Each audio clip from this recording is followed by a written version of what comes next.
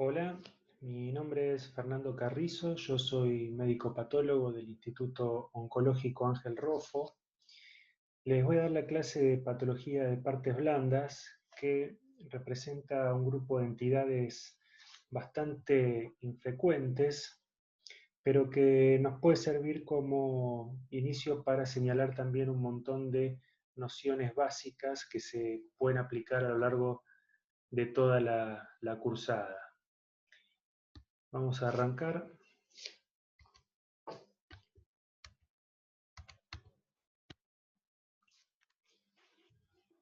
Entonces, en partes blandas tenemos distintos tipos de tejidos. Por un lado está el músculo estriado, el músculo esquelético, el tejido conectivo, fibroso, fibrocolágeno, los vasos, todas las estructuras vasculares, venosas, arteriales, capilares, linfáticas, los nervios, las estructuras neurales con sus vainas, el tejido adiposo, también que comparte la función de sostén junto al tejido colágeno, y el músculo liso, tanto de las paredes como de las paredes vasculares como de los órganos, en este caso de un epidídimo. Ahora bien, la patología de este tipo de tejidos, como les decía, es muy infrecuente. Cuando hablamos de patología maligna, lo que más vamos a ver y estudiar son los tumores originados en los epitelios, ¿sí?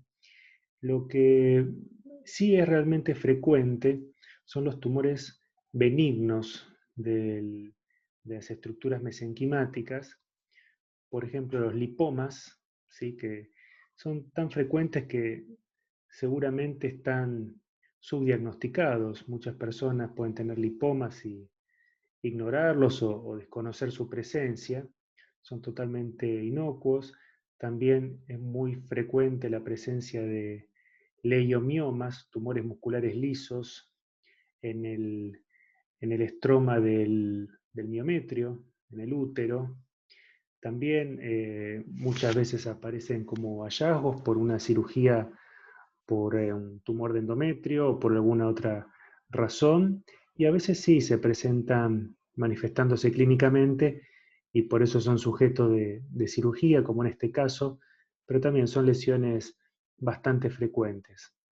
Lo que sí son muy, muy raros son los tumores mesenquimáticos malignos. A esos son a los que vamos a llamar sarcomas, ¿sí? Tumores mesenquimáticos malignos es igual que sarcoma. Mientras que los tumores epiteliales malignos, recordando de patología 1, son los llamados carcinomas y son los más frecuentes en el organismo y se generan eh, en general a través de una serie de pasos de acumulación de mutaciones, ¿sí?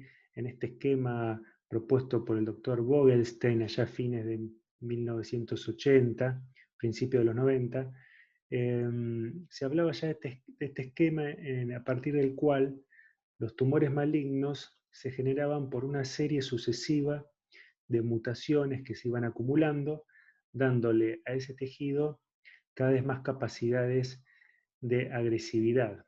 Primero, capacidad de infiltrar el estroma, luego capacidad de infiltrar a través de los nervios y de los vasos sanguíneos para dar metástasis, ¿sí? Cuando el tumor o la proliferación todavía no infiltra el estroma en los carcinomas, lo llamamos carcinoma in situ, ¿sí? Y previo al carcinoma in situ tenemos distintos estadios de displasia. Bien, acá como ejemplo les muestro una mucosa colónica, de este lado, acá a la izquierda, totalmente sana, normal, y ya acá empezamos a ver grados de displasia, ¿sí? Pérdida de la mucosecreción, agrandamiento, hipercromasia de los núcleos, pero todavía no hay disrupción de la arquitectura. Mayor aumento, una displasia de bajo grado. Acá vemos mayor grado de displasia, donde empiezan a aparecer mitosis, desorganización del epitelio, mayor complejidad arquitectural, hasta que en algún punto esta proliferación adquiere la capacidad para destruir la membrana basal e infiltrar el estroma, convirtiéndose en un adenocarcinoma. Bueno, estos son los tumores malignos más frecuentes en humanos y se deben fundamentalmente a que los epitelios, por un lado, son los tejidos que están más expuestos a la renovación, más activos en su ciclo celular, y los que sufren también el contacto con los agentes externos que pueden resultar noxas como el tabaco, los alimentos, en distintas, la radiación ultravioleta, en el caso de la piel, bueno, distintas sustancias que se ponen en contacto con la superficie de las mucosas y que pueden generar un daño y en forma sostenida, un daño acumulativo, crónico, que va a dar lugar a esta serie sucesiva de mutaciones que les comentaba. Entonces vemos en esta tabla del Instituto Nacional del Cáncer cuáles son los tumores malignos más frecuentes. Fíjense, lideran la mama, el pulmón y el colon recto, fundamentalmente. Y si nos fijamos, acá los sarcomas no aparecen. No aparecen pues realmente son sumamente infrecuentes.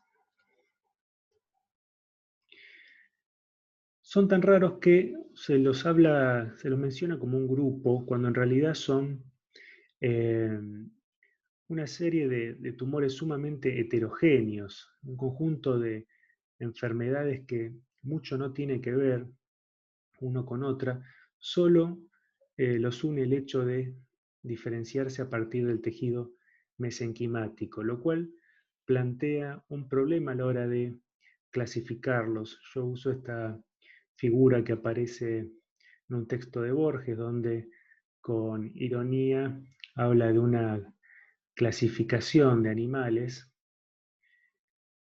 que claramente es absurda, pero de algún modo uno se puede plantear cuál es el objetivo de cualquier clasificación que uno está viendo. Siempre está orientada en un sentido, ¿sí? Por ejemplo, los cirujanos van a querer una clasificación de aquellos tumores que sean susceptibles de cirugía y les va a importar poco, por ejemplo, los linfomas o las leucemias, que son territorio de la quimioterapia. Por otro lado, los pediatras querrán saber cuáles son los tumores que aparecen en, en jóvenes y diferenciarlos de aquellos que son propios de los adultos. Un radioterapeuta querrá saber cuáles son los tumores radiosensibles y armar una clasificación en ese sentido. Un biólogo molecular querrá saber cuáles son los tumores que tienen mutaciones específicas y va a desestimar el resto porque no está dentro de su rango de trabajo. Entonces, teniendo eso en cuenta, podemos decir que hay muchas maneras de clasificar a los sarcomas. Los patólogos usamos en general las clasificaciones que proponen desde la Organización Mundial de la Salud estos fascículos, estos libros llamados Blue Books, que son catálogos de las distintas enfermedades, se van actualizando cada 5 años más o menos, o dependiendo el área, un poco más o menos. Este es del año 2013, acaba de salir uno nuevo acerca de tumores de hueso y partes blandas. Y uno ahí puede ir viendo cuáles son las novedades y cómo se los clasifica. Este cuadro en realidad está abreviado, está resumido, porque son muchos más los tumores que aparecen, pero para tener una idea seleccioné los más relevantes y son con los que vamos a trabajar. Desde ya no es mi interés que se aprendan todos estos tumores, pero quiero que vean la complejidad de este cuadro y vamos a ir desmenuzándolo para ver qué nociones se pueden sacar de acá. vemos por un lado que se los clasifica según un concepto histogenético, que fueron las primeras clasificaciones que aparecieron, no solo de sarcomas, sino de los distintos tipos de tumores, y que todavía se mantiene como la columna vertebral de estas clasificaciones, a pesar de lo cual se van complicando cada día más. Pero todavía hay un resabio histogenético en la estructura de la nomenclatura. Fíjense, por un lado tenemos tumores adipocíticos, los derivados de fibroblastos o miofibroblastos, vasculares, músculo liso, esquelético, y así. De modo que si tenemos un tumor maligno con atipía, como vemos acá, pleomorfismo y forma tejido adiposo, vamos a estar frente a un liposarcoma. Si estas células malignas, fusiformes, atípicas, se disponen en fascículos simulando músculo liso, vamos a estar frente a un leiomiosarcoma. Si la neoplasia configura osteoide tumoral, mineralizado, hueso mineralizado, formado por células malignas, estamos frente a un osteosarcoma, y si el tumor forma estructuras vasculares, frente a un angiosarcoma. Todo esto realmente parece muy sencillo. El problema surge cuando nos encontramos a tumores que no remedan ninguna estructura normal tisular. Acá vemos un sarcoma de Ewing que no tiene ninguna contrapartida celular normal. Esto es un sarcoma sinovial bifásico, que a pesar del nombre no deriva del sinoviotelio. Hay un montón de nombres asignados a enfermedades que ahora se sabe que no correlacionan bien con la realidad o con la célula de origen, pero bueno, se ha perpetuado su uso y se siguen llamando de este modo, por más que sea incorrecto, pero bueno, el sarcoma sinovial nada tiene que ver con el sinoviotelio y no hay contrapartida celular normal. Lo mismo para esto, que es un sarcoma epitelioide, que parece más un tejido como de granulación. Y aquí vemos un sarcoma alveolar, también un tumor sumamente infrecuente, pero para el cual no se puede encontrar una célula de origen normal en el organismo. Esto un poco derrumba la teoría histogenética, porque ya no podemos hablar de célula de origen en un grupo importante de tumores mesenquimáticos. Por eso se prefiere hablar ahora de líneas de diferenciación y fijarnos si el tumor tiene presente una línea de diferenciación o no. Si está presente, se puede decir que, por ejemplo, al formar grasa es un liposarcoma, y si no tiene ningún tipo de línea de diferenciación, entra en el grupo de tumores de diferenciación incierta. ¿Esto qué implica? Bueno, más que nada tiene un marco teórico en el cual podemos decir que un liposarcoma no necesariamente se origina de una célula adiposa, un adipocito que se malignizó, sino de una célula mesenquimática que en su proceso de malignización adquirió la capacidad de diferenciarse hacia la línea adipocítica, ¿sí? Por ejemplo, los tumores musculoesqueléticos, los rhabdomiosarcomas, vemos que a veces se presentan en fosas nasales, un lugar donde realmente no hay mucho músculo estriado, y uno dice, ¿qué tiene que hacer un tumor maligno del músculo estriado en la fosa nasal?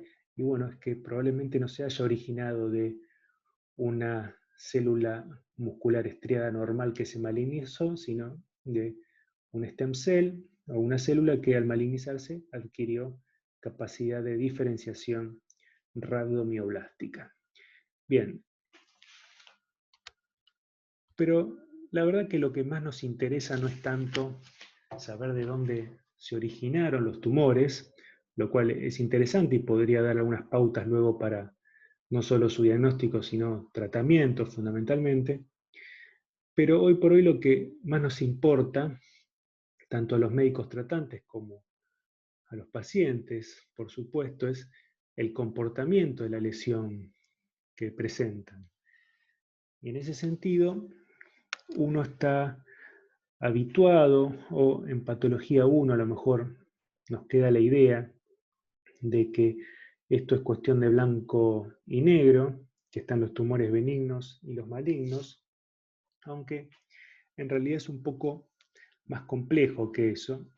Es cierto, están aquellos tumores benignos que les señalé al principio, son los más frecuentes de todos, al punto que muchos son subdiagnosticados. Y después están los malignos. ¿Y a qué llamamos un tumor maligno? Bueno, fundamentalmente aquellos que tienen capacidad metastásica. Pero no todos los sarcomas, que como les dije es sinónimo de tumor mesenquimático maligno, tienen la misma capacidad metastásica. Hay sarcomas que dan metástasis el 50% antes de los 5 años de diagnosticado, y otros pueden llegar a dar metástasis hasta 20 años después del diagnóstico. ¿Sí? Hay distintos grados de malignidad dentro de los sarcomas, no son todos iguales y no todos se diseminan de la misma manera. La mayoría de los sarcomas van a dar metástasis a los pulmones, casi como regla general. Es muy raro que den metástasis a los ganglios, como sí hacen casi siempre los carcinomas. Es una gran diferencia con las neoplasias epiteliales, que los sarcomas rara vez se diseminan a los ganglios linfáticos, pero hay algunos que sí lo pueden hacer. Justamente el rabdomiosarcoma que les mencionaba en fosa nasal suele dar metástasis a los ganglios cervicales, los sinoviosarcomas, los sarcomas sinoviales también, el sarcoma epitelioide, que le he mostrado un ejemplo, también puede dar metástasis ganglionares, pero en general es un evento raro. Hay otros liposarcomas llamados mixoides, luego les voy a mostrar un ejemplo, que suele dar metástasis a otros sitios de partes blandas, por ejemplo, un tumor de muslo que puede dar una metástasis al retroperitoneo. Es decir, son realmente un grupo muy heterogéneo en su comportamiento. Y no solo eso, sino que después tenemos categorías que no son ni benignas ni malignas. Por ejemplo, los localmente agresivos, que son tumores que no tienen capacidad metastásica. El ejemplo clásico de este grupo es la fibromatosis agresiva. No va a diseminarse sistémicamente, pero tienen una gran tendencia a la recidiva. Por eso son tumores de manejo complejo, porque por más que se operen y se haga radioterapia, incluso con márgenes adecuados, tienden a presentar recidivas. Y después hay otro grupo de categoría intermedia que son aquellos llamados raramente metastatizantes, que no solo también van a tener alguna tendencia a la recidiva local, sino que son tumores que pueden llegar a dar metástasis en forma infrecuente y en general lo hacen muchos años después del diagnóstico inicial. Esas metástasis en general son de manejo más sencillo que la de los sarcomas, en el sentido que suele ser una metástasis única, susceptible de tratamiento quirúrgico, y no es un paciente con diseminación a nivel pulmonar con nódulos múltiples bilaterales.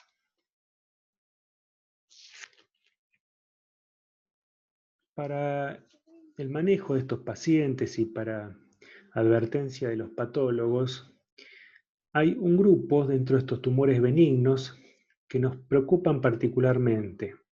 Son aquellos que los llamamos pseudosarcomas. Son de diferenciación miofibroblástica. ¿Y por qué nos preocupan? Yo les voy a mostrar, por ejemplo, algunos ejemplos, pero esta noción que surge de Lombroso, Cesare Lombroso, un criminalista italiano de fines del siglo XIX, que había propuesto la idea, no sé si alguna vez lo escucharon, de que los criminales tienen ciertos rasgos faciales que permiten que uno los identifique, ¿sí? La implantación de las orejas, de las cejas, el ancho de la nariz, del mentón, la frente, eh, rasgos antropomórficos que al ser evaluados permiten predecir si una persona va a tener un comportamiento delictivo o no. Lo mismo aplicó para las mujeres. Digamos, esto realmente hoy se considera una aberración, pero en algún punto los patólogos funcionamos con estos preceptos porque juzgamos a las células por su aspecto, ¿sí? Una célula que sea inquietante, con mucha hipercromacia, con macrocariosis, con ciertos rasgos de malignidad que vamos a ir refrescando, uno la considera maligna, y cuando no están presentes, uno cree que está frente a una proliferación o una celularidad inocente. Y esto puede generar muchos problemas si uno no evalúa en contexto la histología que está abordando. Este es un modelo de un informe que nos llega a los patólogos junto con el frasco, la bolsa con el material a evaluar. Llegan estas órdenes, esto totalmente ficticio obviamente, pero para que tengan una idea, en general nos ponen la localización, si tenemos suerte, a veces no nos ponen nada, antecedentes rara vez anotan algo en las boletas, y en rojo lo que suelen anotar los administrativos, si los pacientes dejan estudios o no. Siempre nosotros solicitamos que dejen estudios por imágenes porque van a ser esenciales en su correlación para poder hacer un diagnóstico adecuado. Este caso particularmente tenía el agravante de que era una mujer joven con un nódulo de rápido crecimiento, lo cual genera mucha angustia. Acá en la ecografía se veía este nodulito, acá, que notó un crecimiento rápido, sería de unos 3-4 centímetros. E histológicamente vemos esta proliferación celular arremolinada. Fíjense, estas células con nucleolo evidente, fusiformes. Acá vemos algunas mitosis, figuras mitóticas. Acá hay más celularidad. Realmente esto puede llegar a inquietar. Acá un poco más acentuada esta celularidad, hipercromacia, macrocariosis, hay heterogeneidad celular. En sectores pueden llegar a formar hasta incluso un osteoide de tipo irregular, como en este campo. Y estas son técnicas de inmunohistoquímica que se emplean para poder saber qué línea de diferenciación, entre otras cosas, ¿no? Porque tienen muchas utilidades los anticuerpos monoclonales en inmunohistoquímica, pero el principio esencial es el de unir un anticuerpo a un antígeno específico, en este caso la actina, que es una proteína citoplasmática, y ver si está presente o no en el tejido que uno está evaluando. Esa unión entre antígeno y anticuerpo es totalmente invisible, por eso a los anticuerpos se les une una enzima que se oxida y precipita el color que uno puede ver. En este caso, como está presente la actina, el anticuerpo se une y la enzima al oxidarse permite ver esta coloración. Este es otro anticuerpo utilizado en el mismo tejido para CAL-Desmond, que me permite confirmar que hay una diferenciación muscular lisa. La proliferación es negativa, pero vemos estas células positivas para CAL-Desmond, que son las paredes musculares lisas de estos vasos, ¿sí? Cuando vemos esto, los patólogos decimos que tenemos un control interno positivo, lo cual nos dice que la técnica está bien hecha, que el anticuerpo está funcionando bien y la proliferación es negativa. ¿Qué obtengo con esto? Bueno, la idea de que esta es una proliferación de tipo miofibroblástica y que estoy frente a una fascitis nodular. El problema de las fascitis nodulares es que si no hago un estudio morfológico e inmunohistoquímico juicioso, yo puedo llegar a la conclusión de que estoy frente a un sarcoma, ante un tumor maligno, por la presencia de algunas atipías celulares, por la presencia de mitosis y por la noción clínica de que el nódulo está creciendo rápidamente. Pero bueno, justamente esos son los rasgos que tienen estas lesiones, fascitis nodulares, que son procesos autorresolutivos. De hecho, si no se hubiese biopsiado, probablemente hubiese involucionado este nódulo, pero al ser resecados, uno ve toda la fase activa en donde están las mitosis y, y lo que me da la pauta de que esto no es un sarcoma es el perfil miofibrolástico fundamentalmente. Al tener actina lisa presente, que es algo común no solo a los miofibroblastos, sino a las células musculares lisas, y el caldesmón negativo, lo cual me descarta que sea una diferenciación muscular lisa completa, y me da la pauta de que esto es miofibrolástico.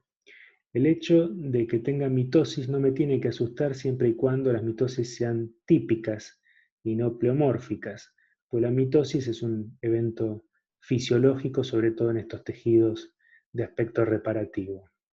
Es decir, fíjense cómo hay toda una serie de parámetros que pueden llegar a confundir al patólogo que no está habituado a ver este tipo de lesiones y sobrediagnosticar un proceso mesenquimático autorresolutivo como un sarcoma. En general, el error es con un leiomiosarcoma, por lo que les comenté de la inmunistoquímica, y llevar a un sobretratamiento del paciente.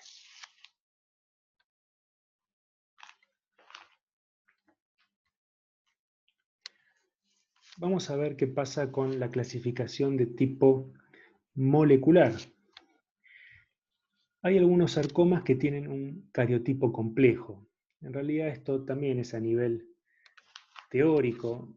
Hay estudios que, en lugares donde se hacen los estudios cromosómicos, pero eh, hoy en día la verdad que es muy raro que se hagan cariotipos de los sarcomas, pero si uno los hiciese, vería que hay sarcomas que tienen estos cariotipos complejos, donde ustedes ven que hay cromosomas, donde en vez de estar el par, vemos que hay tres cromosomas, tres copias del cromosoma.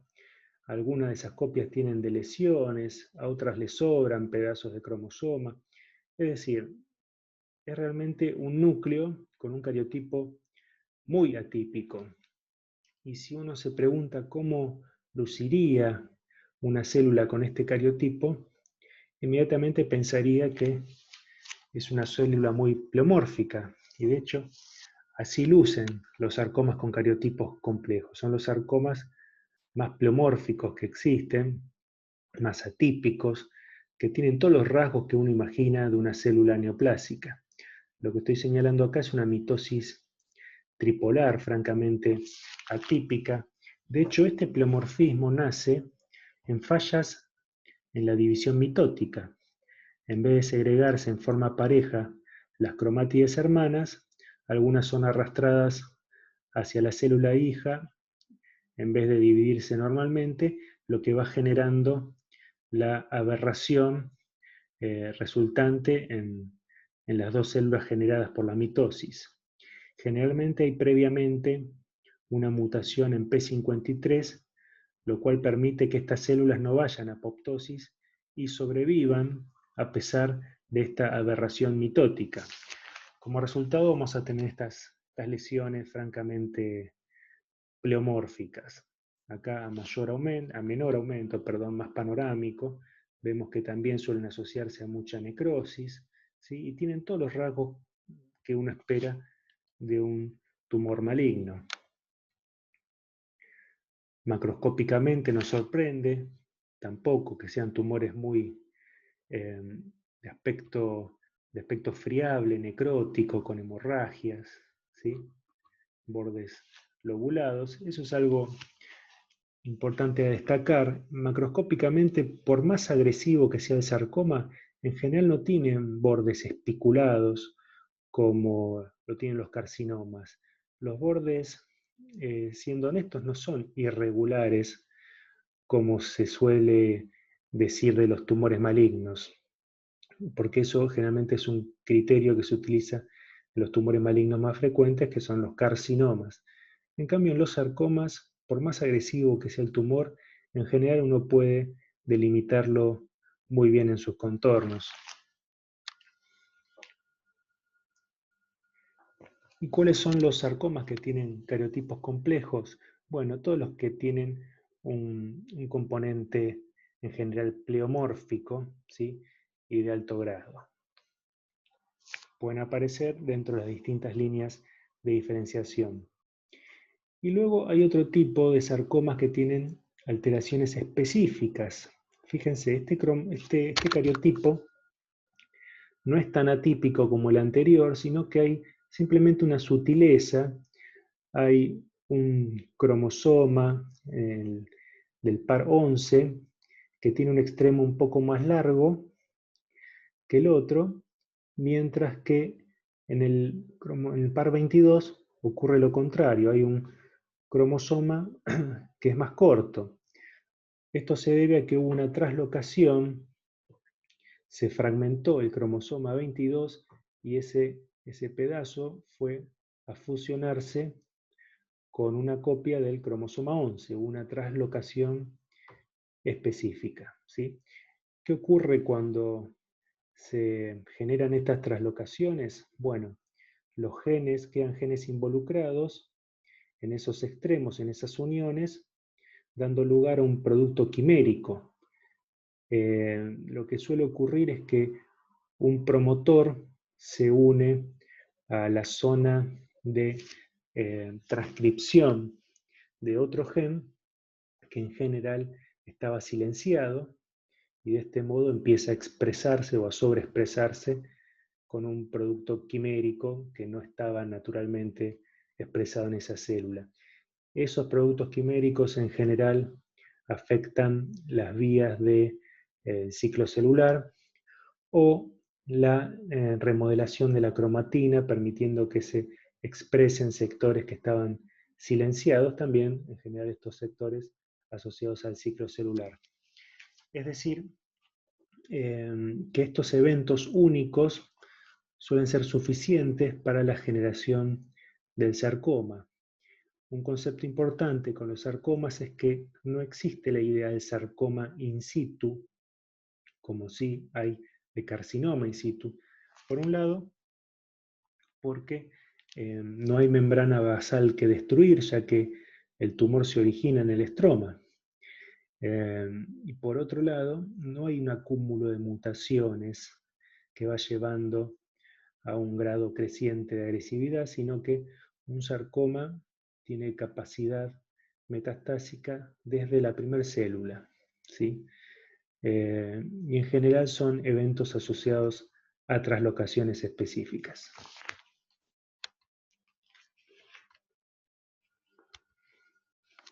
Vemos que las traslocaciones vamos a encontrarlas en distintos tipos de sarcomas, pero también en algunos tumores mesenquimáticos benignos, como el tumor de células gigantes tipo difuso, y en algunas categorías intermedias, como el fibrostocitoma angiomatoide.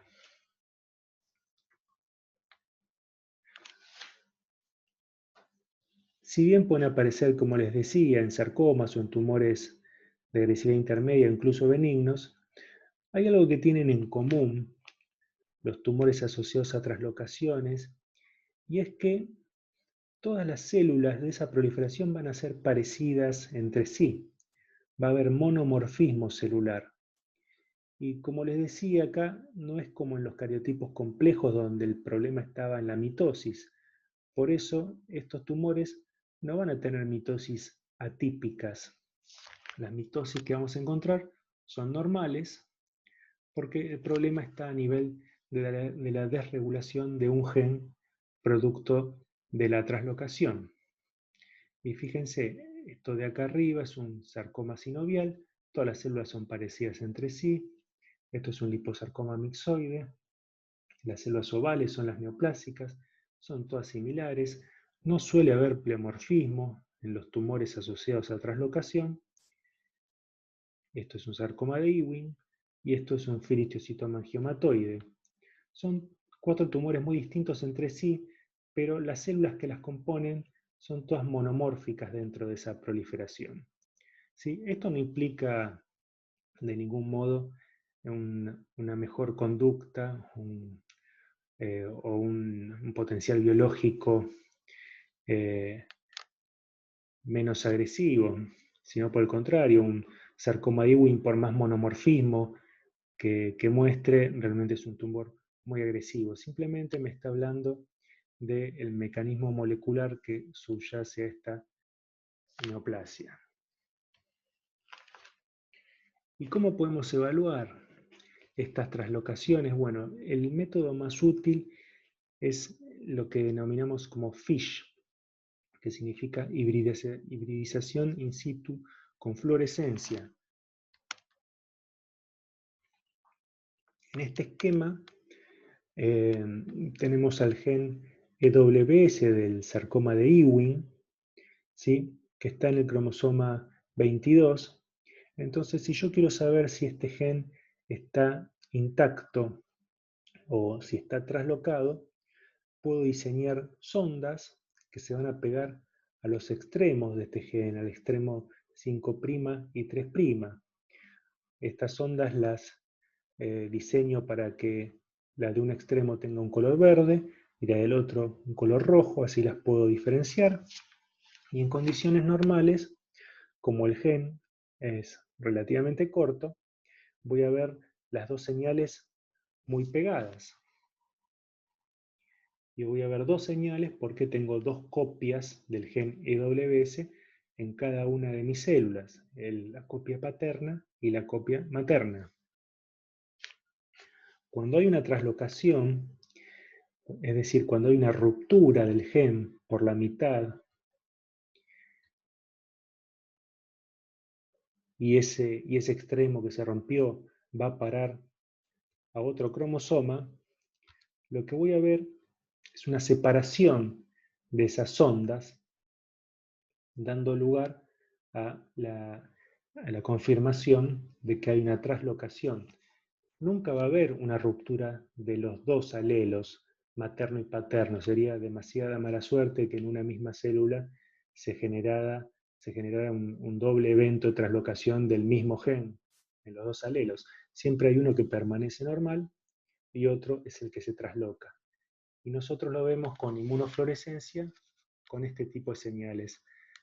El gen normal y el gen traslocado.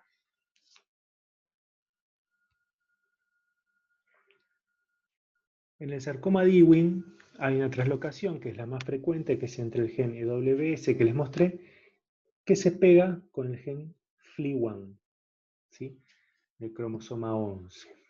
Bien, aunque en un 5% de sarcomas de Ewing vemos que esta translocación no se da, sino que se da un variante con otros genes parecidos al FLI1,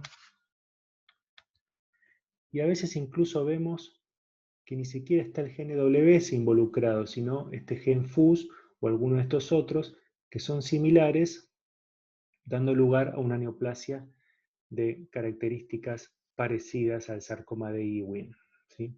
De hecho, estos últimos dos ahora ya se los considera sarcomas tipo Ewing, pero que no responden al tratamiento del mismo modo. Por otro lado, así como hay sarcomas de Ewing que no tienen traslocado el gen EWS del Ewing, vemos que hay otras neoplasias que no son sarcomas de Ewing, pero tienen traslocado el gen EWS, ¿sí? Acá les pongo una lista, y de hecho, como curiosidad, vemos que algunos ni siquiera son tumores mesenquimáticos, como acá la leucemia, este tipo de leucemia aguda.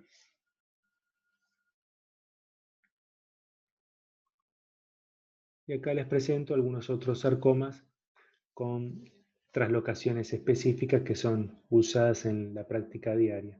No teman, la verdad no es mi idea que ustedes se aprendan esto, pero sí el concepto de que un gen puede estar involucrado en distintos tumores, en distintas enfermedades que poco tienen que ver entre sí, y una misma enfermedad puede tener distintos genes involucrados. En general van a tener uno característico, pero podemos encontrar excepciones. Hay algunas que son llamadas traslocaciones promiscuas, por ejemplo, entre el EWS y el ATF1, que es la misma mutación que va a aparecer en el firohistiocytoma angiomatoide y en el sarcoma de células claras. Mutación driver en ambos casos. Driver implica que es una mutación inicial que va a generar el tumor, va a ser necesaria y va a ser la que va a comandar la proliferación del tumor, que va a definir a la neoplasia, pero si se genera en dos tipos de células distintas, va a dar tumores totalmente diferentes. Si esta traslocación ocurre en una célula con diferenciación ya firohistocítica, si el linaje histocitario, va a dar lugar a un firohistocitoma angiomatoide, mientras que si se genera en una célula comprometida con el linaje melanocítico, va a dar lugar a un sarcoma de células claras, antes llamado melanoma de células claras, melanoma de partes blandas, perdón, mal llamado melanoma de partes blandas, porque en realidad, si bien tiene diferenciación melanocítica, nada tiene que ver con el melanoma. Pero bien, estos dos tumores, tanto el firohistocitoma angiomatoide como el sarcoma de células claras, son entidades muy diferentes entre sí en cuanto a su comportamiento. El sarcoma de células claras es mucho más agresivo, pero llama la atención que tiene exactamente la misma traslocación. ¿Esto qué implica? Que uno no puede agarrar un fragmento de tejido y saltear la evaluación morfológica y querer hacer directamente un estudio molecular, ¿sí? Porque el resultado no va a tener ningún sentido, ningún valor, si no se lo correlaciona con la clínica y con la histología de ese tumor. Otra mutación específica que puede aparecer es la amplificación. Esto es más sencillo de evaluar porque va a implicar que ese gen, en vez de tener solo 2 copias por célula, va a tener muchas más y vamos a ver más señales. Esto es muy útil sobre todo en los tumores lipomatosos atípicos, también llamados liposarcomas bien diferenciados. Acá vemos una masa retroperitoneal enorme, fíjense, que tiene una intensidad de señal muy similar a la grasa subcutánea, es decir, puedo pensar yo que esto está compuesto de grasa. Y de hecho, al microscopio lo que veo es justamente una proliferación adipocítica con núcleos atípicos, pleomórficos, ¿sí?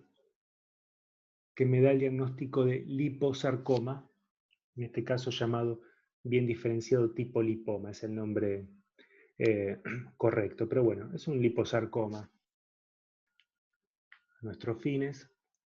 Y yo les puedo asegurar que estas masas enormes retroperitoneales en algunos sectores tienen esas áreas atípicas que me permiten el diagnóstico, pero muchas veces vamos a encontrar sectores donde lo único que vemos es este tejido adiposo maduro.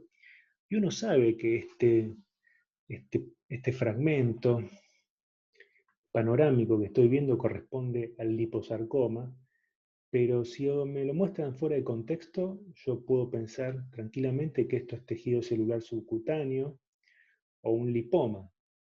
No tengo manera de reconocerlo como un sarcoma. En tal caso es cuando puedo aplicar la amplificación del gen MDM2 para cerciorarme si estoy frente a un liposarcoma o tejido adiposo normal o lipomatoso. vuelvo para atrás, fíjense, los puntos verdes corresponden a la señal del gen MDM2. Hay muchas señales por célula, en vez de solo dos, como normalmente espero. En esta célula sí veo dos señales nada más, pero probablemente porque esto sea un fibroblasto o una célula vascular y no sea la célula neoplásica en sí.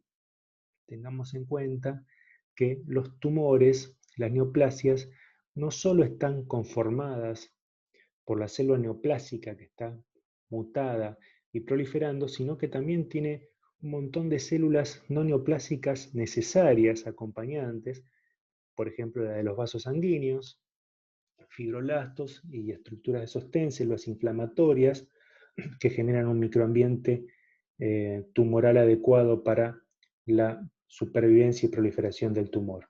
Entonces hay que tener mucho cuidado cuando uno evalúa estas técnicas de FISH o incluso la inmunistoquímica para ver si uno está realmente evaluando la célula neoplásica y no células no tumorales acompañantes. En este caso se ve que hay muchas células que sí son neoplásicas y tienen amplificado el MDM2. Esto, como les decía, es diagnóstico en este contexto de liposarcoma bien diferenciado. Es importante porque en retroperitoneo esto realmente es una enfermedad muy agresiva porque va a tender a la recidiva. Si bien el liposarcoma bien diferenciado no da metástasis, sí tiene una mortalidad alta en retroperitoneo por las numerosas recidivas, cada una de las cuales va a traer aparejada una comorbilidad, porque en la cirugía probablemente haya que sacrificar un riñón, un segmento intestinal, lo cual va a generar a su vez adherencias y bueno, una pérdida en la calidad de vida y en la sobrevida global. Si esta misma enfermedad aparece en un muslo, es de mucho mejor manejo, se puede resecar, se pueden manejar mucho mejor las recidivas si es que las tuviese. Por eso muchos prefieren no llamar liposarcoma a esta lesión si aparece en un muslo y dejar el nombre de tumor lipomatoso atípico en esas localizaciones. En general es una costumbre que viene más de Estados Unidos y está ligado a los seguros de salud porque eh, brindarle el diagnóstico de sarcoma a un paciente con este tumor en el muslo, que muy probablemente no le genere comorbilidad ni mortalidad, sí le va a traer muchos problemas a la hora de obtener el seguro médico o incluso créditos. Y bueno, realmente es un peso muy, muy grande el diagnóstico de sarcoma en ese contexto. Pero la verdad que es exactamente la misma enfermedad, solo que en el retroperitoneo es mortal en la mayoría de los casos, y en el muslo o en otra localización fuera del retroperitoneo es de mucho mejor manejo y de alta sobrevida. Ahora bien, así como les mostré que es cierto, muchos liposarcomas tienen áreas que son indistinguibles del lipoma, eso no significa que yo le vaya a hacer FISH a todos los lipomas. Si realmente veo que es un nódulo pequeño, con tejido adiposo maduro, puedo hacer con confianza el diagnóstico de lipoma. Ahora, si el tejido adiposo, la neoplasia adiposa que recibo, como en este caso, llega a los 20 centímetros y yo no veo nada de atipía en ninguno de los tacos que voy a muestrear, por más que no vea rasgos de malignidad histológicos, yo no me quedo tranquilo y le hago una técnica de FISH para ver si está amplificado o no el gen MDM2. Otra situación que se puede dar, por ejemplo, en retroperitoneo, como les decía, en una mujer joven, si yo veo tejido adiposo maduro, lo más frecuente es que se corresponda a un liposarcoma, siempre y cuando tenga una ayuda de una resonancia, una tomografía, que me muestre que hay una lesión adipocítica, es decir, en correlación, esta imagen podría corresponder a un liposarcoma, pero ¿qué pasó en este caso? Por suerte se contaba con las imágenes y vemos que esta proliferación no tiene nada de señal adipocítica, ¿ven? Perdón. Fíjense, tomemos como referencia el celular subcutáneo y no tiene la misma intensidad, no es una masa lobulada de contornos netos y realmente me cuesta creer que ese tejido adiposo que estaba viendo en la biopsia corresponda a esta lesión. Se le hace MDM2 y se ve que ese tejido adiposo no tiene amplificado el gen, por lo tanto se concluye que la muestra fue inadecuada, que hubo un error de muestreo, que no se llegó con la TrueCut, que es la herramienta que se utiliza para obtener biopsias en el retroperitoneo y en muchos otros lugares, al no haber llegado a la lesión en sí, se obtuvo grasa de la zona periférica que no es representativa del tumor. Pero fíjense cómo no tener una correlación adecuada podría haber llevado a un diagnóstico incorrecto de liposarcoma retroperitoneal si uno no hubiese visto que las imágenes de ningún modo podían corresponder a un liposarcoma. De hecho, este caso terminó siendo biopsiado nuevamente, correspondiendo a un linfoma que tiene un tratamiento totalmente distinto. De hecho, la cirugía no está indicada, es de tipo quimioterápico, mientras que un liposarcoma retroperitoneal, como les decía, requiere una cirugía muy importante.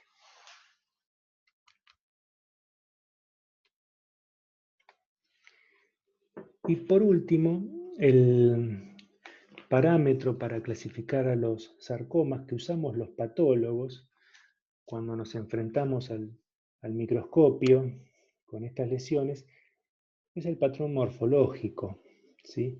Que podemos hablar de 4 patrones principales: el patrón pleomórfico, el fuso celular, el redondo celular y el mixoide. Vamos a ver los desafíos que ofrecen cada uno de estos patrones para que tengan una idea. Fíjense, acá está lo que les decía: pleomórfico, mixoide, redondo celular y fuso celular. Cada una de estas imágenes al patólogo le genera o le abre toda una gama de diagnósticos diferenciales que va a tener que realizar porque no por una cuestión académica, sino por una cuestión terapéutica, por el impacto que va a tener en el paciente, decidir si un tumor pleomórfico corresponde realmente a un sarcoma o tranquilamente puede ser un carcinoma, un melanoma, un linfoma con morfología pleomórfica, un tumor germinal. Ya vamos a ir viendo a lo largo de la cursada estas distintas estirpes, pero cada uno de estos tumores que mencioné tienen tratamientos, evolución, pronóstico totalmente distintos, por eso es muy importante el diagnóstico preciso. Por otro lado, los diferenciales que uno se plantea van a generar determinaciones específicas para poder corroborarlos o excluirlos, y todo eso implica un gasto en el tejido, y gasto de material, gasto de tiempo, de energía y de insumos, ¿sí? Entonces hay que ser muy, muy juicioso cuando uno evalúa un tumor y saber cuál es la manera óptima de utilizar el tejido que obtuvo del paciente. Les comenté que los sarcomas pleomórficos en general son aquellos asociados a traslocaciones, perdón, a cariotipos complejos, ¿sí? Los cariotipos complejos que tienen alteraciones en la función mitótica va a dar lugar a estas figuras nucleares aberrantes, pleomórficas, con mucha necrosis. Esto se suele ver en pacientes mayores. en distintas estirpes.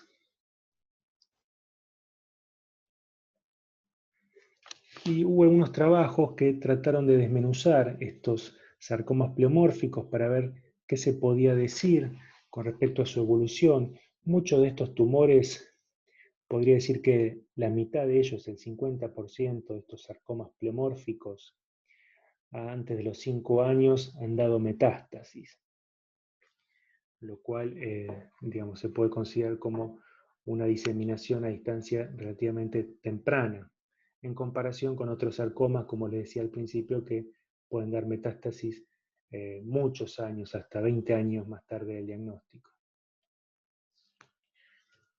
Algunos trabajos mostraron que estos sarcomas pleomórficos, si uno le hace inmunistoquímica y demuestra que tiene actividad miogénica, es decir, expresión de actina o caldesmón, esos anticuerpos que les mostré en el caso de la fascitis nodular, si están presentes en un sarcoma pleomórfico, hablaría de un pronóstico incluso peor.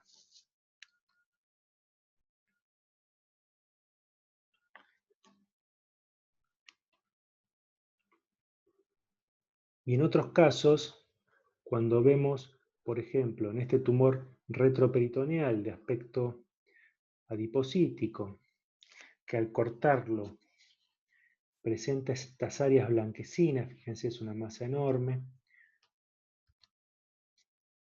que tiene sectores donde claramente deja de mostrar diferenciación grasa y tenemos unos lóbulos de tejido blanquecino carnoso que microscópicamente se condicen con este cambio abrupto entre tejido adiposo con atipía, es decir, un liposarcoma bien diferenciado que abruptamente se convierte en un sarcoma de alto grado. Acá estamos frente a un proceso de desdiferenciación, un sarcoma pleomorfo, pero que se origina de un liposarcoma de bajo grado. Les había dicho que los liposarcomas de bajo grado no dan metástasis, a no ser que se desdiferencien, como en este caso. Cuando se desdiferencian, ya se vuelven realmente más agresivos, es un fenómeno tiempo dependiente, por eso se da más frecuentemente en el retroperitoneo que en los miembros, porque en el retroperitoneo tarda mucho más en diagnosticarse, en dar síntomas, en hacerse notable la lesión. Y cuando se genera este tumor pleomórfico desdiferenciado en retroperitoneo, ya adquiere potencial metastásico en más o menos un 20% de los casos desdiferenciados en retroperitoneo pueden dar metástasis a distancias. Aunque lo cierto es que es importante eh, identificarlos porque si bien es una mala noticia con respecto al comportamiento que iba a tener el liposarcoma bien diferenciado a secas, cuando uno lo compara con un sarcoma pleomórfico con diferenciación miogénica, tiene mucho mejor pronóstico en términos comparativos, ¿no? Entonces vemos que dentro del sarcoma pleomórfico hay toda una gama de comportamientos diferentes, todos con potencial metastásico, pero algunos más que otros. Por ejemplo, como les decía, los del componente miogénico que son más agresivos. Veamos qué pasa con los patrones redondos celulares. Hay distintos tipos dentro de este grupo. Generalmente están asociados a traslocaciones específicas y eso implica un rango etario más bajo. Generalmente son adultos jóvenes o adolescentes los que sufren este tipo de tumores. Acá vemos una placa radiográfica que parece normal, pero si uno se fija, acá la corteza de la tibia tendría que seguir esta línea, y acá vemos un engrosamiento. Esto se lo denomina catáfila en cebolla, ya lo veremos en la clase de hueso, y acá en la resonancia también vemos que está ocupado el hueso de la tibia con esta masa que se extiende a partes blandas, y de ahí viene la biopsia, en la que se ve el músculo estriado infiltrado por esta proliferación redondo celular. Fíjense, acá hay monomorfismo, como les comentaba anteriormente, todas las células son iguales unas a las otras, células redondos celulares con poco citoplasma, puro núcleo, expresión en membrana de un anticuerpo llamado CD99, de FLI1, recuerden el gen que estaba traslocado en el sarcoma de Ewing, y el gen EWS estudiado con esta técnica de Fish, vemos que está traslocado. Fíjense acá, el alelo normal, están las dos ondas unidas, y acá el gen roto traslocado con las sondas separadas, los extremos separados. ¿Sí? Acá en este extremo vemos lo mismo, acá unidas y acá separadas. Acá se repite. Acá nuevamente. Hay que contar distintos números de células porque, como les señalaba antes, muchas de estas células que voy a evaluar pueden llegar a ser células linfocitarias, acompañantes, vasculares, del estroma, que no son las neoplásicas y no van a tener la translocación. Y si yo las considero, puedo llegar a la falsa conclusión de que esto no es un sarcoma de Ewing porque esas células no tienen traslocado el gen WS. Por eso tengo que contar muchas células y asegurarme que estoy evaluando no solo las células acompañantes, sino fundamentalmente las neoplásicas.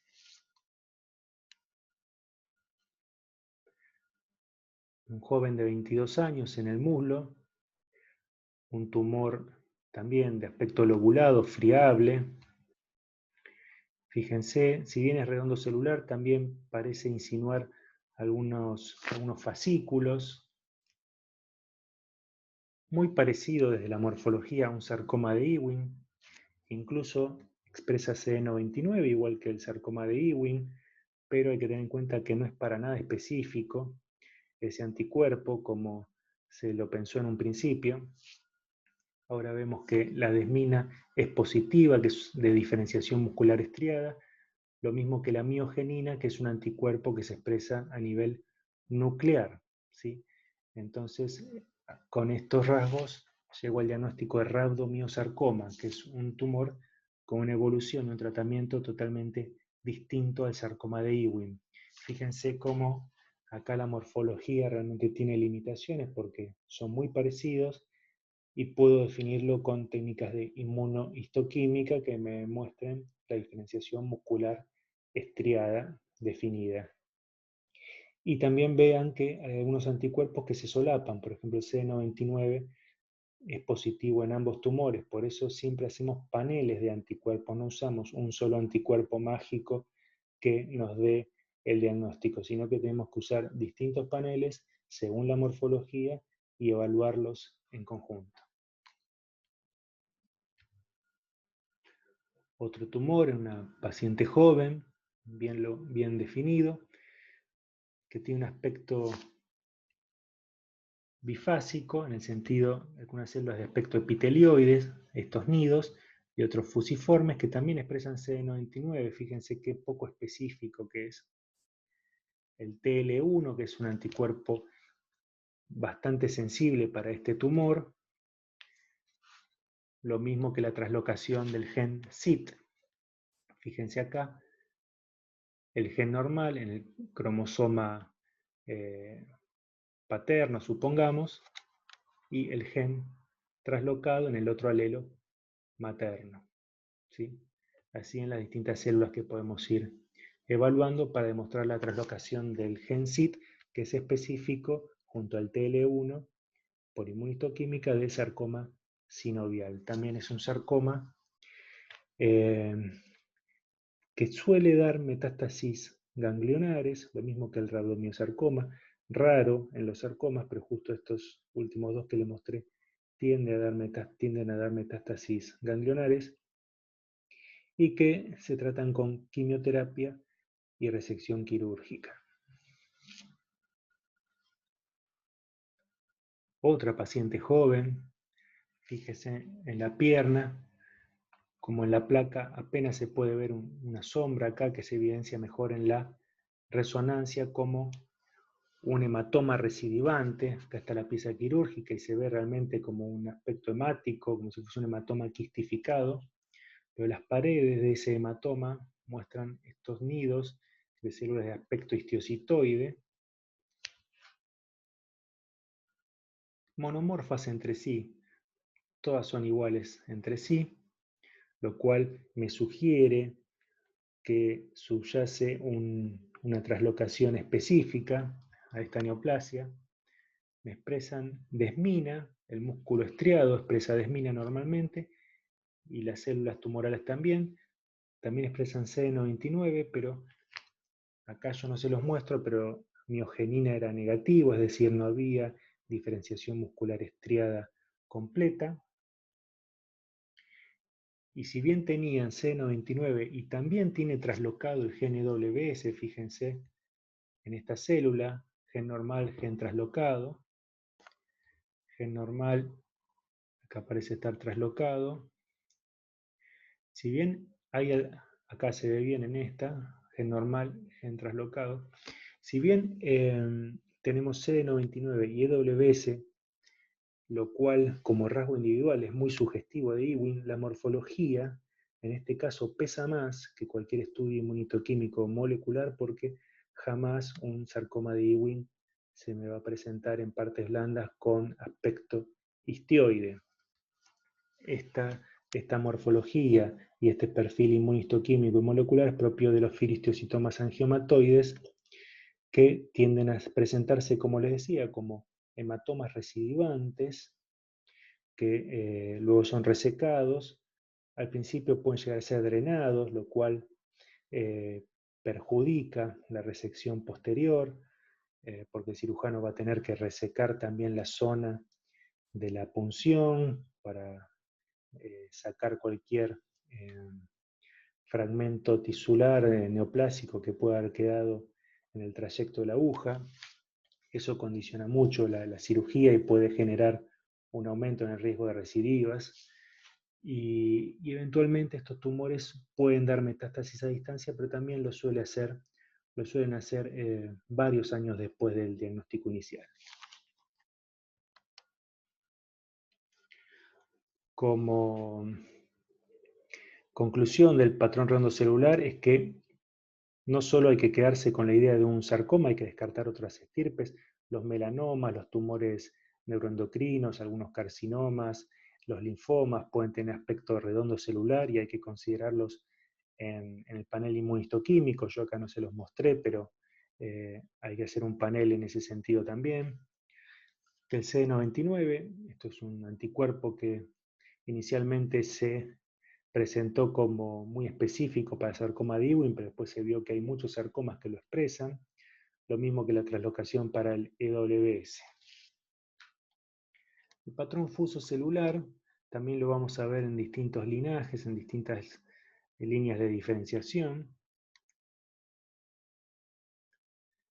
Acá vemos una joven en el muslo que muestra este tumor fibroso de bordes que en sectores se hacen un poco más irregulares y otros donde están bien delimitados.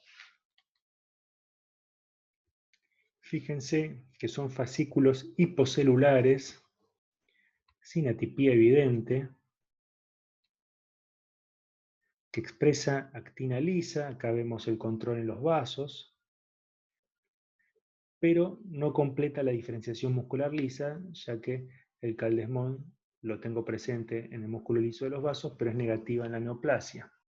Esto es un perfil fibrolástico miofibrolástico, parecido al que vamos a tener en las fascitis nodulares que les mostré al principio, pero esto no es un proceso autorresolutivo, esto se trata de una fibromatosis agresiva, llamado también tumor desmoide, es el paradigma del tumor de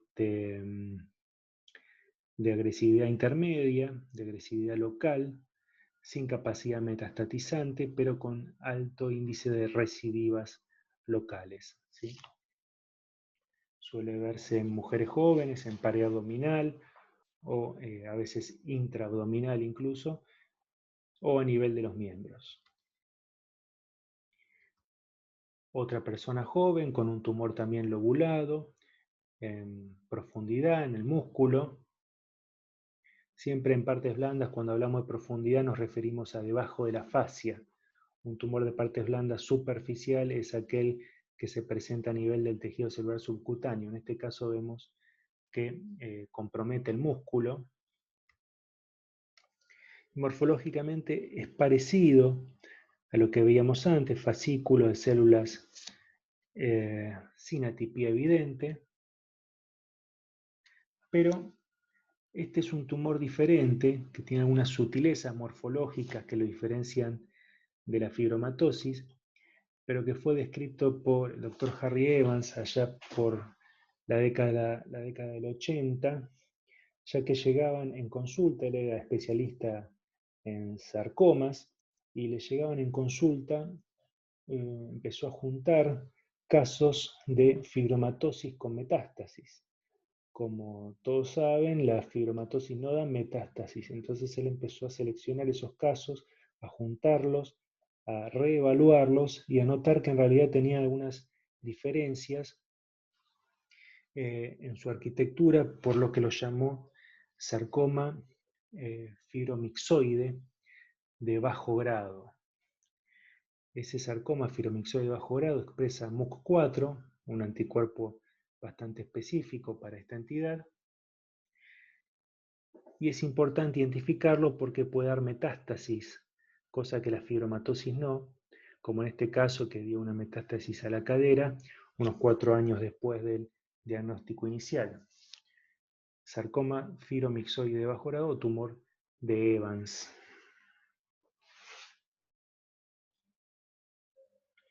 En muslo acá ya vemos un tumor que ya macroscópicamente tiene un aspecto más agresivo, más heterogéneo, más friable. Vemos que hay mayor celularidad, fascículos de células atípicas,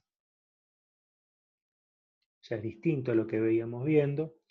El perfil inmunistoquímico es parecido en el sentido que expresa actina lisa, desmina, pero acá la diferenciación muscular lisa es completa por la presencia de CAL-desmón, lo cual me da el diagnóstico sumado a la atipia de leiomiosarcoma. ¿Sí? Este es un tumor no asociado a traslocación específica, sino más relacionado a los cariotipos complejos, con un alto índice de metástasis a los pocos años. ¿Sí? También influye mucho la localización, a nivel cutáneo tienen un comportamiento mucho más benévolo, pero bueno, en general cuando se da en partes blandas o en retroperitoneo son tumores agresivos.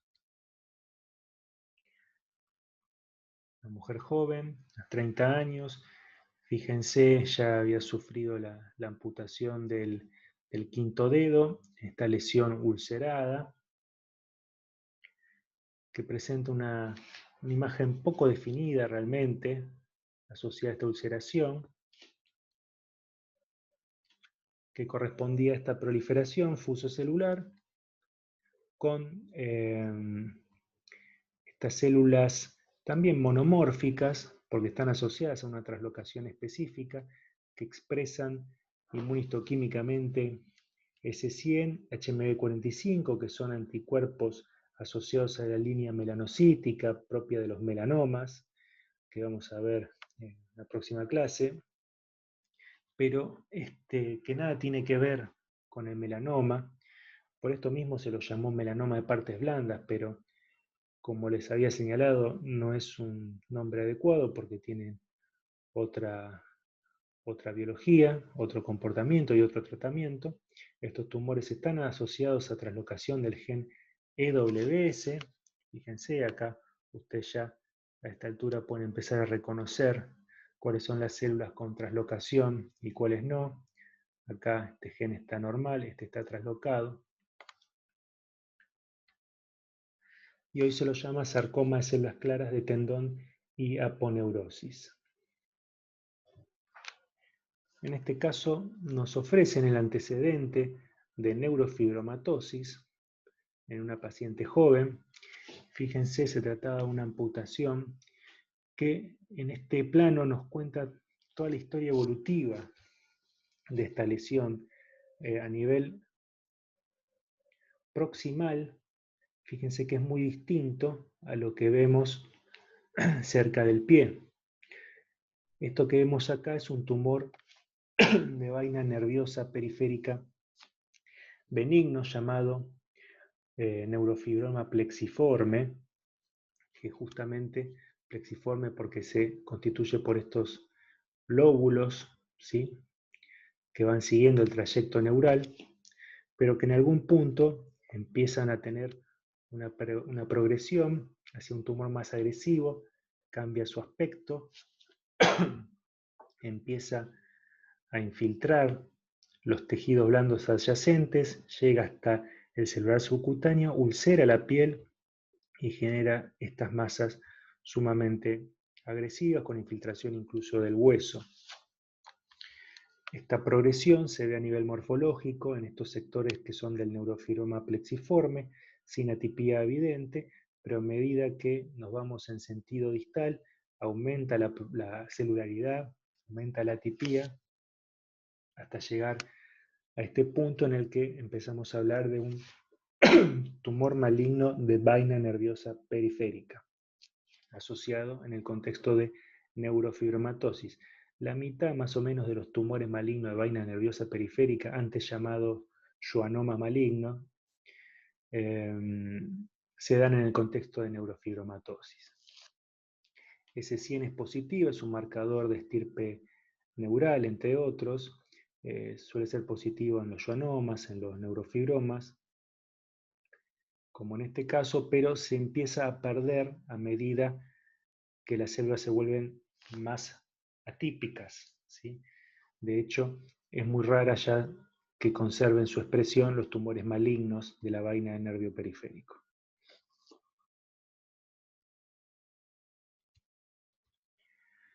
Es importante entonces en los patrones fusocelulares descartar los carcinomas sarcomatoides, sobre todo cuando se da a nivel de un órgano, ¿sí? Yo estoy hablando acá todo de partes blandas y retroperitoneo, pero si una morfología de estas que estamos viendo se presenta, por ejemplo, en un pulmón, lo que hay que pensar es que estamos frente a un carcinoma sarcomatoide, que el carcinoma es el tumor más frecuente de pulmón, tumor maligno más frecuente de pulmón, con patrón sarcomatoide más que un sarcoma verdadero de víscera, porque son realmente infrecuentes. La actina lisa no es sinónimo de músculo liso, ya hemos visto que puede estar presente en los miofibroblastos, y la desmina puede estar presente en otros tumores como en el fibrohistiocytoma angiomatoide.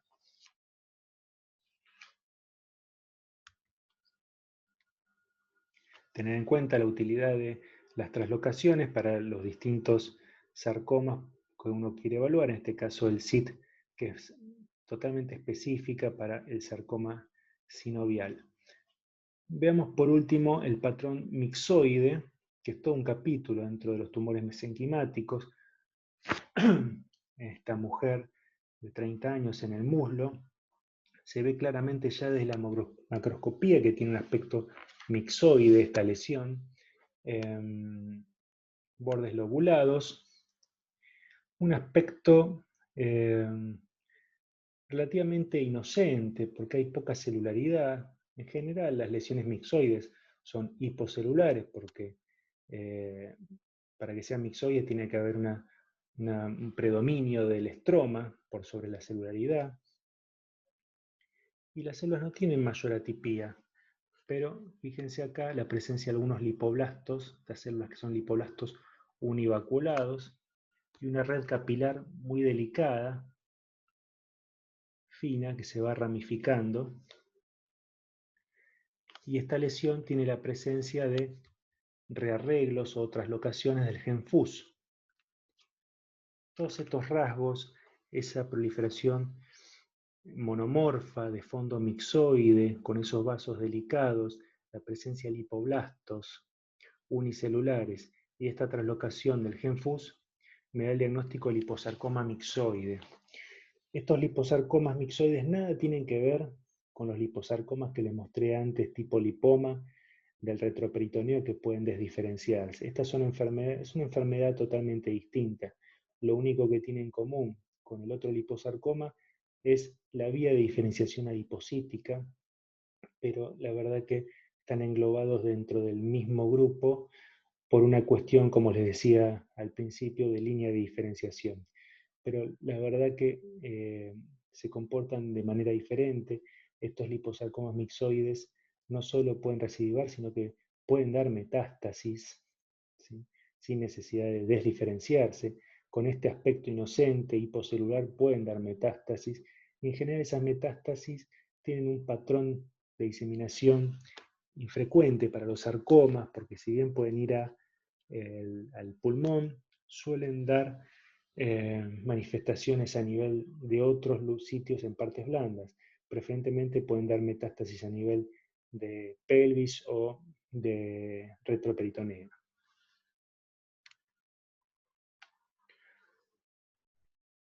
Otro paciente joven en el mulo, fíjense, una lesión claramente mixoide, hipocelular. Prácticamente no hay células acá. Tampoco veo lipoblastos unicelulares, tampoco veo un patrón vascular característico, ¿sí? Acá está en la adyacencia del músculo estriado, y es importante tener en cuenta estas sutiles características como la presencia de lipoblastos y sobre todo el patrón vascular en las lesiones mixoides para poder hacer los diagnósticos diferenciales. En este caso se trata de un mixoma, es un tumor absolutamente benigno que suele asociarse a la cercanía de las articulaciones, de ahí el nombre de mixoma yuxtaarticular en esos casos, pero es importante reconocerlo y no sobrediagnosticarlo como un sarcoma con patrón mixoide.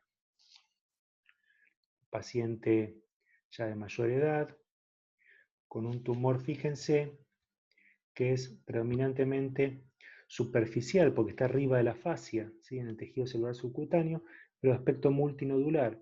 Este nódulo sí tiene aspecto mixoide, los otros tienen aspecto más hemorrágico y sólido, y pequeños nódulos satélites de aspecto mixoide.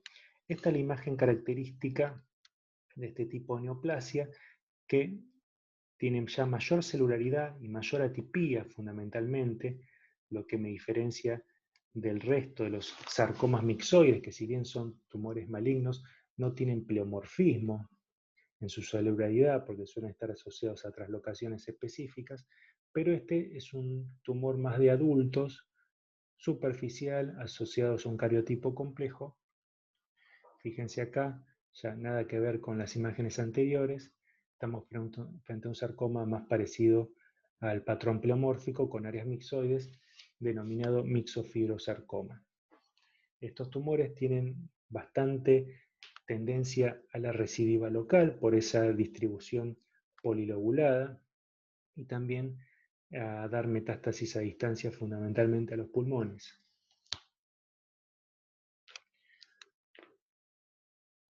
Por último, un paciente joven también con una lesión enorme en el dorso. Fíjense que al corte era francamente mixoide, de aspecto mucoide como gelatinoso, uno imagina. De nuevo, una celularidad elevada en este caso, pero sin pleomorfismo evidente. Fíjense que las células son parecidas entre sí, son de relativamente pequeño tamaño, que infiltran la grasa. Esta imagen es interesante porque uno tranquilamente podría decir que esto es un liposarcoma mixoide y estos son lipoblastos univaculados, pero en realidad es una proliferación mixoide que está atrapando la grasa del celular subcutáneo, y esto es grasa normal atrapada.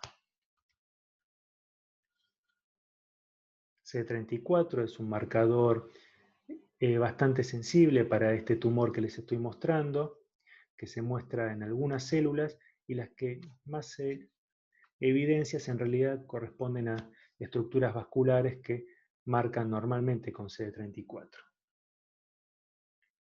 Lo que hizo el diagnóstico acá es el COL1A1, que está traslocado en este tumor, que corresponde a un dermatofibrosarcoma protuberans, en este caso con una variedad mixoide, lo cual me hace tener en cuenta que hay muchos sarcomas que, si bien no son mixoides, naturalmente pueden tener alguna degeneración mixoide, por lo cual entran en la categoría o en el grupo de los diferenciales que hay que considerar para su diagnóstico. El dermatofibrosarcoma protuberans es un tumor de agresividad intermedia con mucha tendencia a la recidiva y rara vez da metástasis. Lo más útil en el patrón mixoide es la morfología.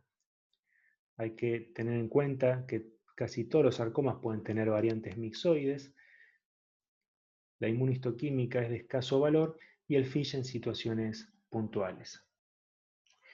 Como conclusiones generales de esta charla, bueno, remarcar que los sarcomas son un grupo muy heterogéneo, realmente son todas enfermedades totalmente distintas unas de las otras y muy infrecuentes, que hay distintos grados de agresividad, no son todos los mismos, algunos como los sarcomas pleomórficos indiferenciados, los mixofibrosarcomas, leiomiosarcomas, los de cariotipo complejo, suelen dar metástasis antes de los 5 años, generalmente a pulmón, sean en pacientes mayores, mientras que los de traslocaciones específicas se dan generalmente en jóvenes, pero hay una gama muy amplia de comportamientos. El sarcoma de Ewing se va a diseminar prontamente a, a los pulmones en forma preferencial, mientras que, por ejemplo, el fibriohistiocytoma angiomatoide lo va a hacer muchos años después.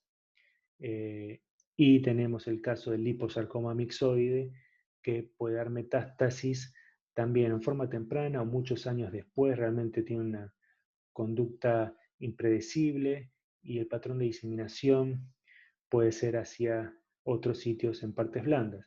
Y luego tenemos algunos que dan metástasis a nivel ganglionar, como les dije, el sarcoma sinovial, rhabdomyosarcoma y el sarcoma de células claras.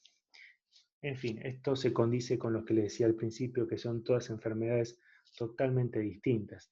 Después tengan en cuenta las categorías intermedias, los tumores que no dan metástasis, pero que tienen capacidad de recidiva local en formas repetidas y que rara vez pueden llegar a dar alguna diseminación metastásica, pero que no es lo clásico en su grupo. Algo muy importante es que, como les mostré, algunos diagnósticos se hacen basados sobre todo en la histología, en otros con la ayuda de la inmunistoquímica, a veces es indispensable lo molecular, pero siempre tengo que saber bien dónde estoy parado, qué paciente estoy evaluando, cómo es la imagen, qué antecedente tiene, ¿sí? Si estoy viendo algo adiposo, tengo que correlacionar con la imagen y asegurarme de que la lesión tiene características adiposas, pues lo más importante para arrancar la evaluación es asegurarme de que estoy con material representativo, de que no me enviaron cualquier cosa, que estoy realmente estudiando el tumor que tiene ese paciente. Una vez que me aseguro eso con la correlación, veo si tengo que hacer evaluaciones adicionales de inmunistoquímica o de molecular, según el caso. Pero siempre es fundamental, y esto es algo en lo que yo hago mucho hincapié a lo largo de todas las cursadas, el abordaje multidisciplinario, ¿sí?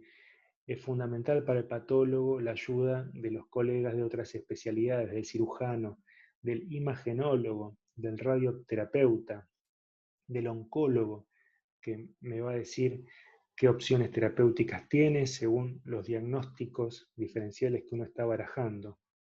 A veces uno está barajando diagnósticos diferenciales que el oncólogo me va a decir, mira, la verdad que entre un mixofibrosarcoma, un sarcoma pleomorfo de alto grado, por ejemplo, no me cambia mucho el tratamiento. Entonces, ahí la diferenciación pasa a ser algo académico, pero hay veces cuando estoy frente a algo redondo celular, fundamentalmente, diferenciar entre un rhabdomyosarcoma y un sarcoma de Ewing es clave para el tratamiento del oncólogo. Lo mismo el cirujano le va a importar mucho el estado de los márgenes y al radioterapeuta le va a importar mucho que le pueda graduar el tipo de tumor, para saber si esa lesión es susceptible de radioterapia o no. Todo esto, el enfoque multidisciplinario al que hago referencia, se va a plasmar en los ateneos. Un ateneo es eh, una reunión que se puede dar en una sala de reuniones o en donde sea, en un consultorio. Acá no entra en juego ninguna limitación de recursos, no hay ninguna excusa para no hacer un ateneo en una institución médica.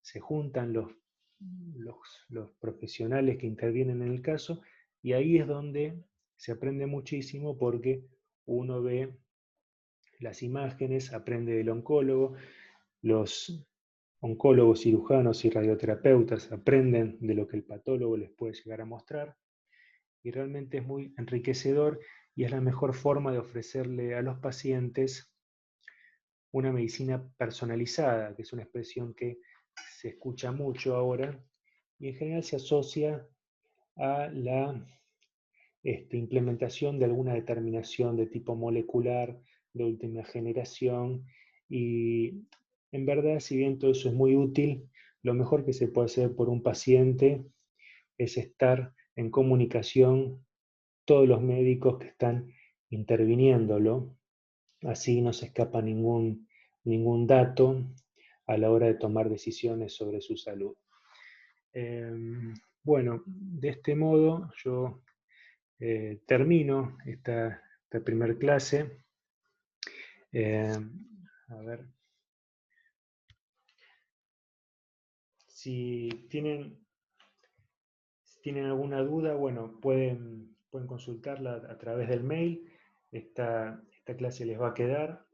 Es extensa porque, bueno, esta forma de hacer docencia, de algún modo, modifica la manera en que damos los contenidos, porque obviamente si estamos en una clase de 40 minutos, sería suficiente para poder captar su atención, pero cuando uno se extiende, yo entiendo que nadie puede mantener la atención tanto tiempo en un tema tan arduo, pero ahora al tener la posibilidad de estar grabado todo el material, puede interrumpir, volver para atrás, continuar cuando estén más frescos y bueno, eventualmente vamos a estar de todos modos conectados o haciendo preguntas a través del foro o bueno, eventualmente en los prácticos que vamos a llevar a cabo. Así que bueno, estoy a su disposición por cualquier duda que surja y bueno, les dejo un saludo. Hasta luego.